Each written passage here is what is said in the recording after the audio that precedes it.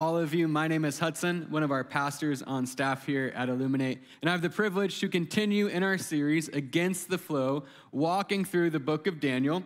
This morning we'll be in Daniel chapter 2. If you have a Bible, you can turn there, and I'll meet you over there in 1 minute. As we wrapped up chapter 1 last week, we are following the journey of our 4 favorite Hebrew exiles that are living in the land of Babylon: Daniel, Hananiah, Azariah, and Mishael. And what I love about these young guys, probably teenagers at the time, is they have a resolve within their spirit to be faithful to God in a society, in a culture, in a land that much rather them be faithless. We saw last week that they had an inward conviction to not defile themselves with the king's food. The king's food was most likely sacrificed to foreign idols or maybe weren't in regulation with their kosher laws, and they stayed true, being faithful to their God, obeying the Mosaic covenant, even though it would have been easier to give in and just eat the king's food. And we see that God's favor follows them along the way as they are faithful. The end of chapter 1, it says that Daniel and his friends are found to be 10 times greater than all the other men in Babylon when it comes to wisdom and understanding. And wisdom and understanding are going to be a big piece of what we look at today as well. Before we can jump into chapter 2, we're going to talk about a little context. So Daniel's chapter 2 through 7 form a smaller unit inside of the larger book of Daniel. There's a few things that tee us off to that, one of them being somewhat significant. The Old Testament is written in the original language in Hebrew, and it's written to a Hebrew audience. However, Daniel chapter 2 through 7 switches the original language from Hebrew to Aramaic. Aramaic would have been the international language, the trade language, the more common language throughout all the nations in the ancient Near East. And one of the reasons this is happening here is God is beginning to reveal himself to the people in Babylon, certainly still to the Hebrews and the Israelites, but the people of Babylon. And he's using now this international platform that he has, being in Babylon through his people, to reveal himself, to proclaim his attributes and his character now to a global audience. The way I like to think about the book of Daniel, we're going to talk a lot about God's sovereignty. And God's sovereignty is simply that God is in control of every and anything that is going on in our world. So God, in his sovereignty, uses the Babylonians and their military strategy, getting behind the walls of Jerusalem, getting themselves into the temple in Jerusalem. God uses that to secretly get himself all the way over to Babylon through the exiles, and not just into Babylon, but into the royal court through Daniel and his friends. And now God is going to use the stage that King Nebuchadnezzar has built for himself to actually reveal his own glory to the nations. So we see God is at work through this whole thing. So as we jump into Daniel chapter 2 this morning, I want you to keep that in mind. And I also want to give you my big idea. If you're taking notes or want to know where we're going, here it is. God uses difficult moments in our life to reveal his wisdom and power. God uses difficult moments in our life to reveal his wisdom and his power. If you're still open to Daniel chapter 2, we'll kick it off in verse 1. In the second year of the reign of Nebuchadnezzar, Nebuchadnezzar had dreams. His spirit was troubled, and his sleep left him. Then the king commanded that the magicians, the enchanters, the sorcerers, and the Chaldeans be summoned to tell the king his dreams. So they came in and stood before the king. So we pick up in big, bad King Nebuchadnezzar, most powerful man in the known world at the time. He's having some bad dreams. Now, I'll cut the guy some slack. This isn't just a bad dream or a couple bad dreams. This is a reoccurring nightmare, most likely poking at some of his deepest insecurities and fears. I don't know if you've experienced a dream like this. I've had a couple in my lifetime. The one I'm most fond of is when I was in high school. And in high school, I did what every good Christian boy should do. I worked at Chick-fil-A. It was the only good Christian thing I did in high school, but I did work at Chick-fil-A. And I would wear the headset during the lunch rush on Saturdays. And my dream was that I'd be looking at the screen that we'd have, and it would show you how long the line was. And in this reoccurring nightmare, the line just never got shorter. It was a never-ending drive-through line, and I would wake up in a sweat and in a panic, sometimes afraid to go back to sleep because no one wants to go back to work when they go to sleep. It was awful. I remember talking about it with some of my coworkers, and one of the girls that I worked with, she worked the window. And in order to open the window, you would press a button. And her mom walked in on her taking a nap one day, and she was up against her wall, pressing her wall, because her reoccurring nightmare was the window wouldn't open. Awful, so awful. And so we have these dreams where maybe these dreams are being caused by a fear or an intense situation that's made its way into our subconscious.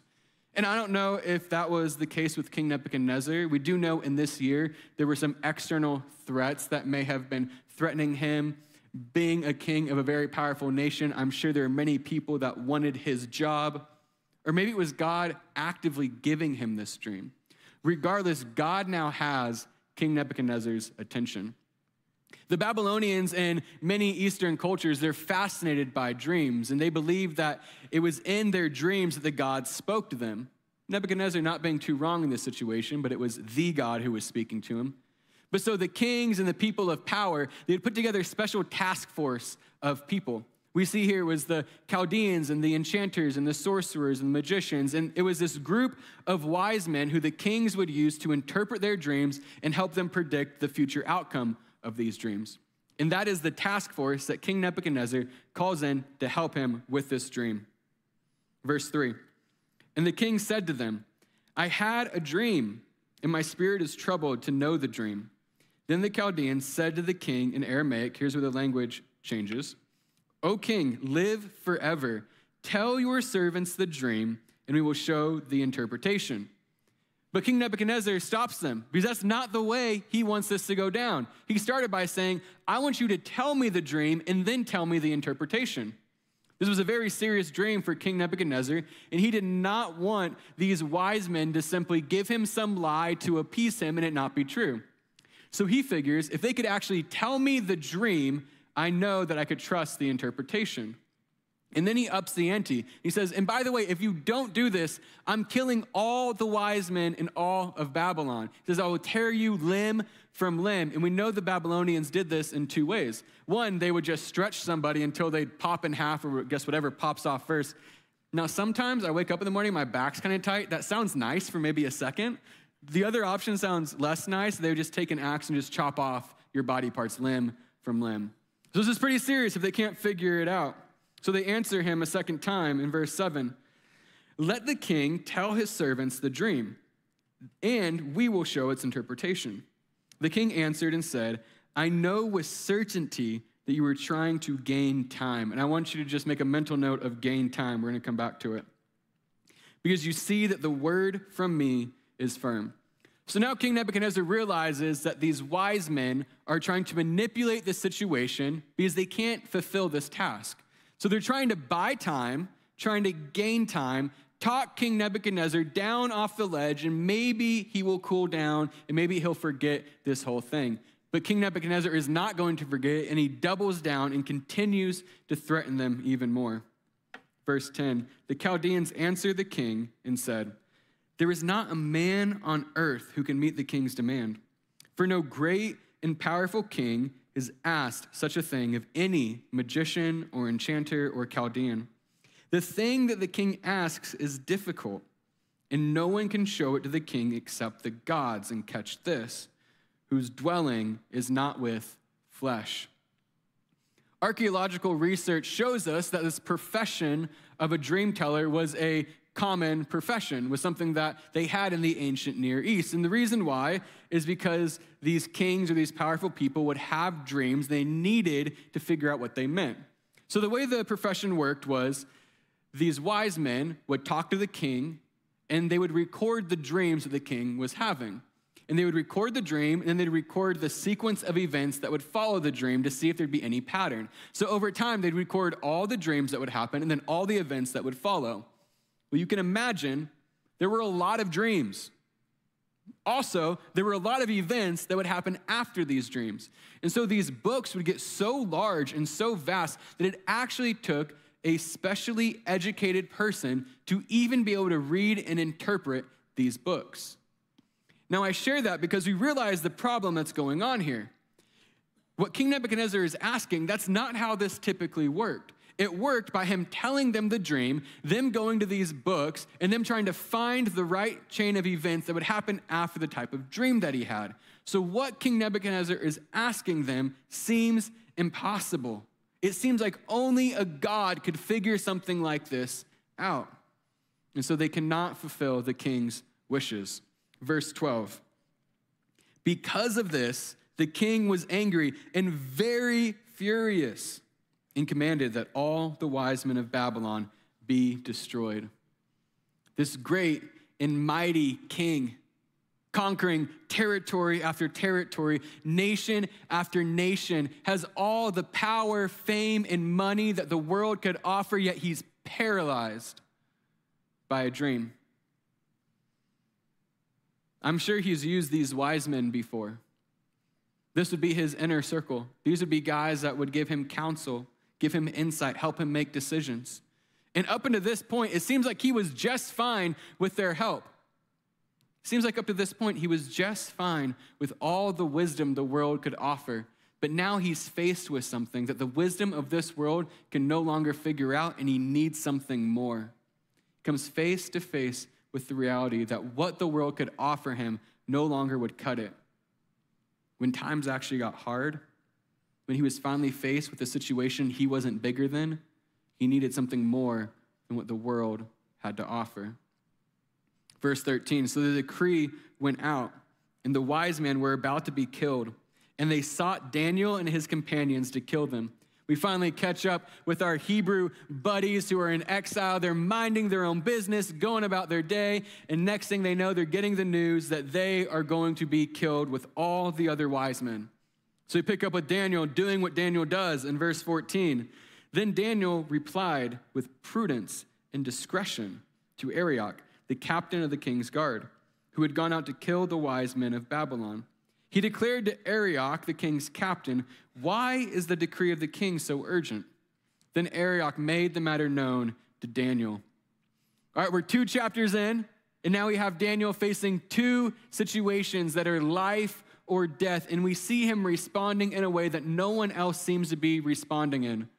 And by the way, you and I in this story, we're not Daniel. I'll tell you who we are later.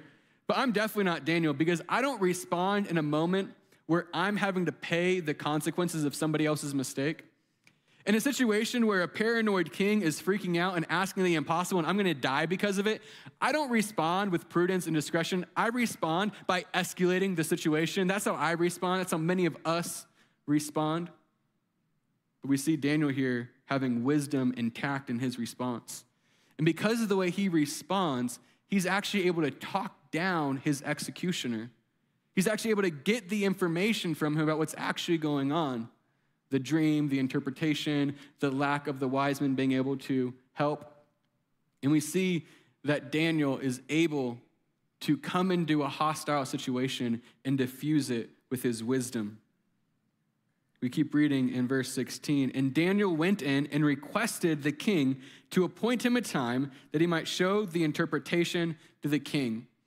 I love this act on behalf of Daniel because there's no reason to assume that he knows what the dream is at this point. No way that he knows what the interpretation is at this point. Yet he realizes there's a situation that none of the wisdom in this world, none of the wise men in Babylon can figure out, but he knows that he has a God that when things seem impossible can do the impossible. And so Daniel, acting in a tremendous amount of faith, says, get me a meeting with the king.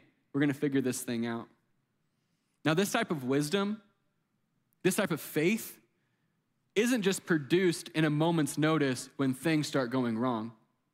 This isn't faith that you just pull out of nowhere when times get tough. But this was faith that was cultivated in Daniel over a lifetime of long obedience in the same direction, to steal a quote from Eugene Peterson.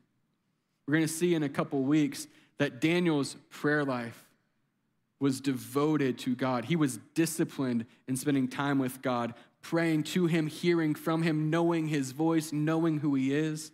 It's actually going to get him in a lot of trouble because of how devoted he is to prayer. And because he's been cultivating this faith over a lifetime, in a moment of crisis, he's able to respond and have peace in that moment because of his faith. And so he has this faith. He requests a time to meet with the king, and then he goes and talks to his friends. He goes to his friends and he tells them the situation. He says, hey, we're all going to lose our lives and we can't figure out what this dream is. And his friends respond with some godly wisdom of their own. And his friends say, it's going to be impossible. We know God can do it. We better start praying, though. So they get on their knees and they begin to fervently pray and contend with God, praying that God would have mercy on them and that he would reveal the king's dream to them. Verse 19, then the mystery was revealed to Daniel in a vision of the night. Then Daniel blessed the God of heaven. I like this contrast we have here. You have King Nebuchadnezzar, who can't sleep, potentially facing no real threat, yet the anxiety and fear inside of him is keeping him up at night. Then you have Daniel and his friends. They are facing a very real threat of death that's going to come the next day if they can't figure out this impossible situation. Yet they go to bed and sleep just fine that night. For they have the hope that God has given them. And it is in his sleep that Daniel has the dream revealed to him. And instead of rushing straight to the king, I'm sure he's excited. He now knows the dream. He now knows the interpretation. He can now save the day. But instead of running to the king, he stops. Because first, he needs to acknowledge and praise the God who is the revealer of mysteries. And he does so in this great poem that we're going to get here. And when you come across poetry in the Bible, you should just stop for a moment and you should read it real slow and take it all in. But you guys have lunch to get to, so we're going to talk about it somewhat quickly. But we begin to see that God's character and attributes are being prayed back to him. We have a core value, adoration of God. And really what Daniel's doing here is he is giving worship to God. He is adoring the name. He is giving adoration to God by giving his own attributes, acknowledging his own attributes back to him. That's part of what we do when we worship. So verse 20, Daniel answered and said, blessed be the name of God forever and ever, to whom belong wisdom and might. So we see two massive attributes of God, very important attributes of God laid out here. It is that God is all-knowing and he is all-powerful. And it's actually the combination of these two attributes that makes God, God. See, if God was just all-knowing but not all-powerful, then God would know what to do but not always have the power to see it through. And if God was all-powerful but wasn't all-knowing, he'd be like a bull in a china shop. All the power doing things but not always knowing what he should do. But God is both. We see this in verse 21, his power. He changes times and seasons. We might not think of power in this way, but notice the wise men earlier, they were trying to gain time, but they couldn't. They were powerless to do so. Yet God, in being all-powerful, can actually change the times and the seasons if he pleases. And he removes kings and he sets up kings. Next week, we're going to look at the back half of Daniel chapter 2, and we're going to focus on that a lot. But what I will say is God has sovereignly put anyone who's in power in power. And when people lose power, it's because God is taking them and removing them from power. No king, no powerful army can get away from that. God is in control. We see his wisdom. He gives wisdom to the wise and knowledge to those who have understanding. He reveals deep and hidden things. He knows what is in the darkness, and the light dwells with him. So now we see really what it means that God is all-knowing. We're going to see 5 words. They're not all brought out at this moment yet, but through the next few chapters in Daniel, we're going to see 5 words that are used to describe the wisdom and understanding that God has and that God is giving to Daniel. And these words are words like wisdom, understanding, knowledge, insight, and illumination. The word light here that we just read really has the idea of illuminating something that's been hidden. And what we begin to see here is this rounded out picture of what it means to be all-knowing. It's not just that God knows a lot.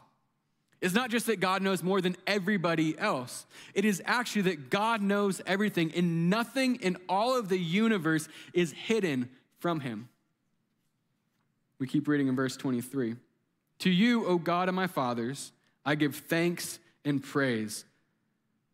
I admire this about Daniel, acknowledging the promises that God had made to his forefathers, can assume Abraham, Isaac, and Jacob, where he told them, I will give you land. I will give you descendants. You will be a nation as numerous as the stars. In that promised land, well, Babylon just came in and conquered it. And Babylon just came in and took the king and the nobility and the royalty and moved them into exile in Babylon. Yet Daniel, a man of faith, is still acknowledging and trusting in the promises of God that he had made. I also imagine he's thinking about a promise that God made to King David, that someone from the line of David would sit on the throne forever. Well, it doesn't seem like anyone's on the throne right now, but Daniel remains having faith in God's promises. For you have given me wisdom and might, and have now made known to me what we asked of you. For you have made known to us the king's matter. Daniel is done with this prayer, with this praise. He goes and he finds Arioch and he says, bring me into the king. I know the dream. I know the interpretation. Let's roll. We want to stop for a minute because the all-knowing, all-powerful God of the universe bestows a portion of his might and his wisdom on his children, especially in a moment of crisis, especially in the difficult moments of life. To remind you of our big idea this morning, God uses difficult moments in our lives to reveal his wisdom and power. This is a theme we also find in the New Testament, really throughout the entire book of James. But in James 1:5, it says this, if any of you lacks wisdom, let him ask God, who gives generously to all without reproach, and it will be given. So James is writing and saying, hey, ask God for wisdom. He wants to give it to you. But let's notice the context that it's in. We go back to verse 2. Count it all joy, my brothers, when you meet trials of various kinds. For you know that the testing of your faith produces steadfastness. And let steadfastness have its full effect, that you may be complete, or may be perfect and complete, lacking in nothing. God wants to give you wisdom all the time, in every situation. But how generous is it of God to give us wisdom and to tell us to ask for wisdom in the moment of trials? And I think it's twofold, this wisdom here. One, it's that insight, that illumination, that as you're going through the trials of life, that you're faced with suffering, that you would ask for wisdom, that God would reveal what he is doing in that suffering, that God would reveal how he is working in and through that suffering. And then the other way is that you would do exactly what James is talking about, that you would have wisdom to suffer well. Man, if anything distinguishes Christians from the rest of this world, is that everyone's going to suffer, but Christians have the ability to suffer well. Much easier said than done. But that suffering well, that endurance produces steadfastness, brings you to be perfect and complete, lacking in nothing. This is in a spiritual sense. So we ask God for wisdom in our suffering. Now, next week, we're going to get into the dream and its interpretation. And notice, we started this whole thing off talking about this dream that Nebuchadnezzar had, the threat that comes from the dream. Yet we're 24 verses in, and none of us have any clue yet, unless you read ahead, what the dream is or what the interpretation is. It seems like the author didn't really care to let us know that yet. Why? That's not the point yet. The point so far is God, his character, and what he does for his people, specifically in giving them wisdom. And this is good news for you and I. I'll speak for myself. I can use wisdom in my life. Man, there's so many areas of my life that I desperately need wisdom in decisions, in questions, in conflicts that I'm faced with every single day. You can think about a few of them. Just overall direction in life. With career, with school, going back to school, moving, with a relationship, just needing wisdom for direction. Needing wisdom in our marriages. It's amazing how God created marriage, this union that he established to have two sinful people, different, yet kind of the same, yet different, living under the same household, trying to be teammates through life together. We need wisdom in our marriages. How about parenting? Maybe you're more on my end of things where I got a 15-month-old at home and I have no idea what I'm doing and he runs my life somehow. Or maybe you're on the other side of things where you thought you sent your kids off years ago, but they're now in your house more than ever, and you're doing more parenting with them out of your house than you were with them in your house. Regardless of where you're at, you never stop being a parent once you have kids, and we need wisdom in our parenting. How about the different culture wars we're bombarded with? Seems like every day a new video goes viral and everyone's an expert about it and everyone has an opinion. And you're trying to figure out, do I talk about it? Do I not talk about it? If I just like a post, does that make me implicit in the crime? How do I go to work? How do I go to family dinners? It's Memorial Day. You're going to see that uncle tomorrow and he's going to bring it up. How do you respond? We need wisdom for how to navigate just all these different cultural wars that are thrown at us. Needless to talk about health, navigating those situations, finances, how to be good stewards of what God's given us. And then ultimately the suffering, the trials in our life. I know enough of you in this room right now to know that if we just even started passing a microphone around, we wouldn't get through one section before we'd all be in tears, realizing we just need to start praying. Because none of us are immune to suffering and trials and hardships. Yet we can ask God and he will provide wisdom to get us through it. Now, it should be easy today to have wisdom. We live in a society, a culture, with more information than has ever been accessible to any previous generation before us. Yet somehow, with all the information we have, we've become more skeptical than ever. It's funny, we have this thing called AI now. I'm sure you're all interacting with it to some degree, and I'm not one who thinks technology of any kind is inherently evil. Now, it could be made by evil people with evil intentions, and maybe it could be used for evil, but I don't think AI is inherently evil. But I do think it's interesting that many of the powers that be behind AI, what they really want to do is they want to create a program, a system, a code that can be all-knowing, that you give it a lot of information, and eventually it starts to teach itself things. See, it's funny because people who are secular, they're really just as religious as we are. They just don't realize what they're trying to worship. See, ultimately, people are trying to create something that's all-knowing so they could have the wisdom that could be gleaned from it, yet they don't acknowledge that the all-knowing being has been around from eternity past and will continue to eternity in the future, trying to make a God for themselves. James talks about this distinction between worldly wisdom and heavenly wisdom, godly wisdom. And he says this in James 3, that the wisdom of this world is demonic. And here's what it produces: selfish ambition, jealousy, and every vile practice. Yet the wisdom of God produces good fruit and a harvest of righteousness. So my question for us this morning as we begin to wrap up is, how is it that we as Christians can swim against the flow of culture and live not by worldly wisdom, but with godly wisdom? I got 3 things for us. 2 of them we've already touched on to some extent. Number 1 is long obedience in the same direction. We see that Daniel was a man whose knees were calloused because of how much he prayed. That no matter what the world threw at him, even when he was commanded that if he prayed he would be killed, he still got down and prayed to God because it was just who he was. And because of that, he knew God. He knew what God was like, and he received the Spirit of God to lead him.